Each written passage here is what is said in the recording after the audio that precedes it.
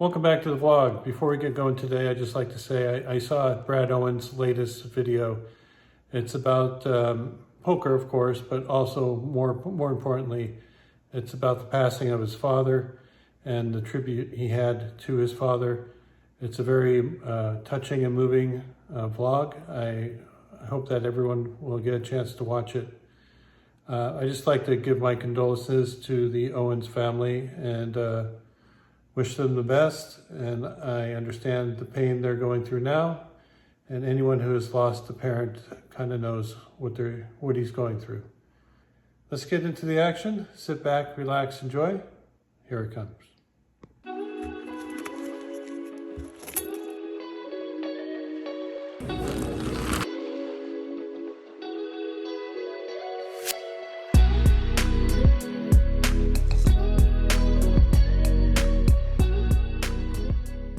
We're back at Capitol Casino here in Sacramento, California. I have to say they got the best 1-3 game of any casino I've ever played in. So if you're in the neighborhood, come on down and check it out. We buy it for $500 and off we go. After a little while, I just finally find a hand I can play. It was a pair of sevens on the button. There was a $10 straddle. Most of the time I would put a raise in, but I decided to call. Someone else did the raising for me, made it 30, and we end up getting 4 people going to see this flop with 130 in the center. Flop comes out really good. It has a 7 right in the door, followed by a 6 and a 4 diamonds. So there's 3 to a flush, but we got top set. Everyone checks it over to me. I'm just going to bet about 1/3 pot. Put out a bet for $45. Hoping to get value from someone with a diamond, and maybe just get the pot as it is before any scare cards come. The preflop aggressor puts in the call for the 45. He doesn't seem like he's too enthusiastic about it. The turn card comes is awful. It's a king of diamonds. So now anyone with a diamond has a flush. The smart play here is just to check this thing back and not get yourself in trouble if someone's trapping with a diamond.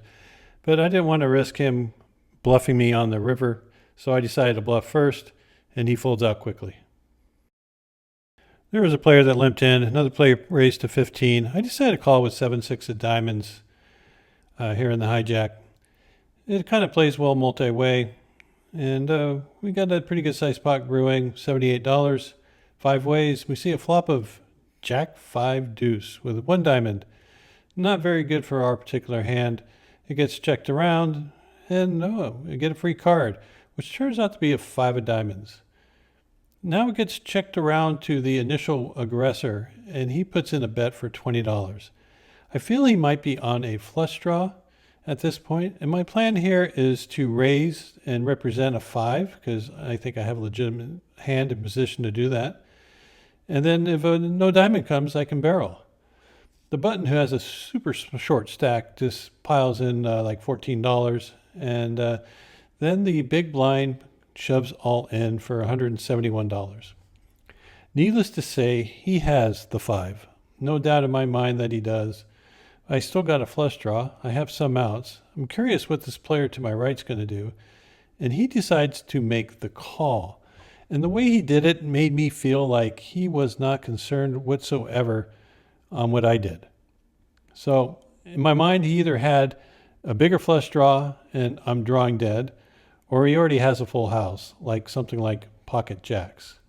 So I'm really thinking he has pocket jacks, and that the flop was so dry that he decided to check it back, and now he's getting his dream action, and he's trying to get the overcall from me. Anyway, I think about it for a while and realize that I am probably just dead in the water right now, and end up putting my cards right in the muck where they belong. But I did keep the camera rolling for your entertainment and mine. And let's see if I was right, whether this guy flopped a set of jacks. Sean, deuces? Pocket jack. Really? That's what I'm guessing. I really like the play I made because I think I could have got folds from a lot of different hands out there with this particular play. But obviously my opponents have big hands.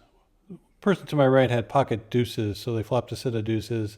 The big blind actually had 5-7 and made a full house on the end. So wasn't going to get away that time. Just kind of ran into it. Player to my direct right opens up for $20.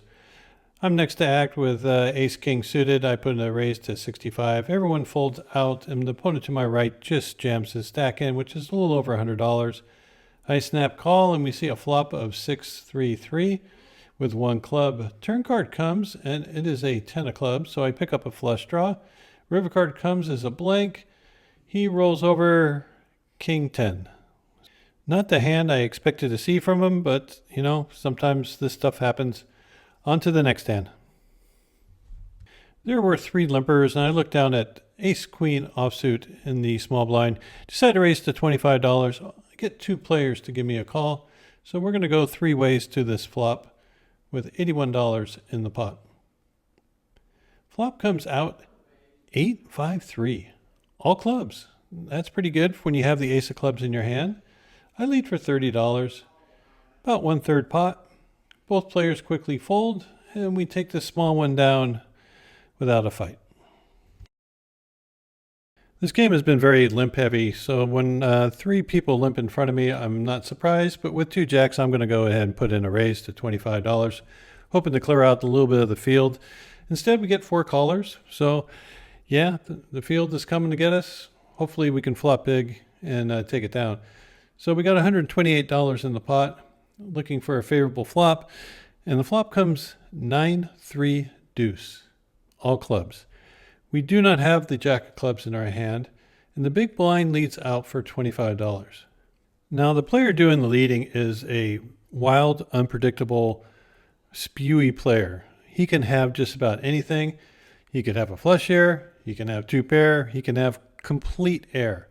The player to my right, on the other hand, I'm thinking he's probably on a draw. But with 2 jacks, without no clubs, my hand's too strong to fold and too weak to raise, so that just leaves calling. Turn card comes as a 7 of diamonds, and this does not scare my opponent at all. He leads this time for 50. Again, it's a small bet. Not sure exactly what it means. He could be just milking us. Player to my right calls. And again, can't fold, can't raise. That just leaves calling. So I put in the chips, and we're off to see a river card. The river card comes, and it is a good one. It is a 7 of spades. So it pairs the board, counterfeits the hands like 3 deuce if he happens to have that. So I think it's a really good card for me. I expect him to check like if he had a 9, but he fires out again for $100. It kind of feels like value, like maybe he really had it. But after talking to him for a bit, it seems like he was a little bit acting too confidently. And so I go ahead and make the call, and he shows king 9 offsuit. So yeah, I got this one. He kind of gave away the strength of his hand by his talking. I'll try to use that later on if I can. Quick announcement. We're going to be having a meetup game at Hustler Casino on August 6th. That's a Saturday from 1 to 7 p.m. It's going to be a 2-3 no limit game, buy-in from $100 to $500. Eric from Fish Poker is going to be there, Andrew Locke, and myself. I'm really looking forward to being back at Hustler Casino, and I hope to get a chance to play with you. Come on down, say hi, hop in the game, and have a few beers. Well, for the last 30 minutes or so, the player who's opened this hand for $25, same player from the previous hand, has been just spewing chips all over the place. And I really want to isolate him, and I got the perfect hand to do so. He made it 25, he got 2 callers, and I'm in the big blind with ace-king. I'm going to raise big here. I know it's an oversized bet, but this guy cannot fold anything, and I want the other guys to get out because I want this guy heads up all by myself. Being out of position, I'm fine with getting it all in with his range because his range is huge. Anyway, he doesn't call. He just shoves all in for $330. Other players tank for a little bit before folding. I happily call the other $130, and we're going to be off to the races. Ace-king versus aces. With ace-king in that spot against that opponent, you're just going to double them up every time. No big deal. Brush it off. Get him next hand. Nice one. You got me crushed. Now that's the right move, right? You got a sucker calling all in, though. Oh! What do you know? I don't have anything. You sucker. You got me going. 330. Nice answer. No, he doesn't make that call about it. We had a little late start on filming this one. There was 16 to go, and there was 6 callers. So we have $96 in the pot. Flop comes ace, queen, 5 with 1 diamond, the queen of diamonds. Player to my direct right leads out for $50. Kind of an interesting situation here. I thought about maybe putting in a small raise, but decided just to flat instead. Next player folds, and then the wild, crazy, reckless player who's been holding over me all day raises to 150. Now, what does this mean? Oh man, it could mean he has 2 pair. He could mean he has an ace. It could mean just about anything. Even crazy players aren't going to be raising to 150 against 2 opponents that shown interest in the pot. He has to have at least 2 pair in that spot. It's tough, but you just got to let it go. I do have some backdoor straight and flush draws if he has a hand like ace 5 or queen 5. So I decided to go ahead and call for another 100. As I said, he can have just about anything. The turn card, though, is a pretty bad one. It is a 2 of spades. And not the greatest card in the world for me. And before I have a chance to act, he said all in. And I don't know whether this was an angle or not. It probably wasn't. I don't think he's that capable of making this angle. But I decided to check it. I figured he'd go all in, and I'll just fold. And then after I checked, he says, "Well, I check back." And the dealer says, "Well, you can't check back. The rules are that once you make your action, you got to put it in." He goes, "Oh, all right." So he puts in his chips all in, and now it makes me think maybe I'm good. You're supposed to fold on the flop. You get to the turn, you pick up no additional equity, and he shoves all in. It's just a fold. Just let it go, move on to the next hand, wait for a better spot. Yeah, nice hand. You got me. I'm drawing it. So I gotta admit, I'm slightly tilted after stacking myself on that last hand. It was a very bad play on my part, and I'm sure Zeus will let me know about it. Here, I look down at 2 9s in the +1 position. I just got a fresh stack of chips in front of me, hoping for a raise to 15, and Lord behold, we get a bunch of callers like normal. So we're going to end up going 6 ways to this flop with $106 in the pot. Looking to flop something good, and boy, it's so nice when you flop good. Flop comes 9 3 deuce rainbow. So top set on a very dry board. Someone might have 4 5 or something like that, or maybe ace wheel card, but otherwise it's as safe as it can get. I lead out small because I'm dying for some action. I'm trying to build a pot, have some chance of getting back to even. End up getting a couple callers. Turn card comes is a little bit scary. It's a 6 of clubs, so it does complete the obvious 4 5 for the straight. It also puts up a backdoor flush draw. I figure it's time to size up a little bit, so I make it 80. I still want to get action. Most likely whoever I'm against is drawing dead, but I can't take the risk of giving it a really, really cheap shot. So I end up getting 1 caller from the big blind. River card comes is another horrible card. It's the 8 of clubs. So a lot of potential straights and the obvious backdoor flush gets there. But my opponent checks to me, and here I'm in no mood to check it back. I'm trying to squeeze out every little bit of value I can. So I make it 80, trying to give them a very good price to put in a call. And maybe, just maybe, they might try to make a play at me. And I wouldn't like it if I got check raised here, but let's face it, I'm not going to be folding at this point. Anyway, they think for a while and then decide to let it go. So we win a little bit of our money back. This next hand, I do something I hardly ever do, is limp in from under the gun with pocket 5s. Normally, sometimes I just don't play 5s at all from this position. And I really wanted to flop a set because I've been hitting some sets today, and I figure this is a lot better than playing ace king. Flop comes out 6 5 3. So it's a limp pot. There's only $18 in there. The best way to get some money in there is just to check it and hope somebody takes the lead, maybe with a 6, maybe with a flush draw or some sort of straight draw. An aggressive player ends up betting for 25. They get called from the player on the button, and now it's to me. I just put in the call. I know it's risky, but I get the overcall from the player next to me, so the four of us sees the turn, and it's the beautiful queen of spades. I'm going to go for the old check raise here, so I check it, the player to my left checks it, hoping the aggressive player will pull the trigger, and they do not disappoint. They make a bet of $75, and it looks like the button is still interested in the pot. They tank for a little bit before finally deciding to make the call. So now there's going to be like $260 something in this pot, and I got to put in my raise here. I got to put in a raise for protection, and if they want to come along, they're going to have to pay the hefty price.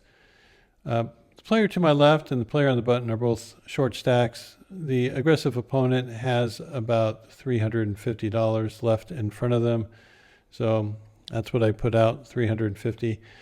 Unfortunately, I didn't count the money that they already bet in front of them, the 75, because that would have been like the smart thing to do, but I did not do that. I make it 340. I thought that would be enough to put them all in, but my math sucks. The opponent to my left ends up folding. He later told me that he had a 6 in his hand. The other player, the aggressive player, ends up folding also, and the short stack that was on the button is getting excellent odds to draw it at whatever he might have. So he puts in the remainder of his chips, and we're going to go see a run out, and it happens to be a 6. So we fill up, no worries. We show our hand. He mucks, never showing. He probably had some sort of draw, and we are back to even. All right, I got a late start filming this. We are back to even, maybe a couple dollars ahead. I'm in the small blind with ace king of clubs. There is a very predictable player that opens for a raise. Normally when he does this, he has either ace king, ace queen, or a big pocket pair. I decided to just flat. If he has a big pocket pair, he will bet large, the size of the pot. If he has ace king, ace queen, he would put in a smaller bet. On this particular hand, he puts in a large bet, so I know he has a large pocket pair, most likely queens, jacks, maybe tens. With a flush draw and 2 overs, I put in the call and turn a wheel draw to go along with my 2 overs and a flush draw. I expect him to bet pretty big again, and he does not disappoint. This time he makes it 145. I'm getting just the right price to go ahead and call. I know if I catch any number of my cards that I will be winning it. So I make the call. I am not optimistic whatsoever. I have far too many outs to hit this hand. That's why I know I'm not going to get there. And the river card comes as a 4 diamonds. I check it. I'm not going to try to blow him off an overpair at this point. He checks it back, shows pocket tens, and we lose another one with ace king. So our game ended up breaking shortly thereafter. That live player who took all my chips decided to just give them away to some other guy with ace high. Yeah, it's a frustrating day when you don't have your big hand stand up for you. You can't beat the action player, and the action player's dumping to everybody else. Anyway, I did manage to narrow my loss down to only $50 by playing a few other hands at a different table. Didn't get any of those on the vlog, but I did have ace king in one hand, and it did stand up for me. So I'm like 1 for 6 on ace kings today, and it was very, very frustrating. I'm not that happy with the way I played today. I thought I made some good plays, and I made some really bad ones.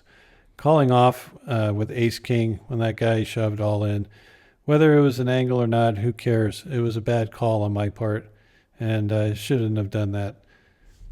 Thanks for watching. Really do appreciate your support. And don't forget, we're going to be at Hustler Casino on August 6th for a meetup game. If you're in the LA area, would love to play with you. Come on down. We'll have a good time, and I'll see you there. Until then, good luck at the tables.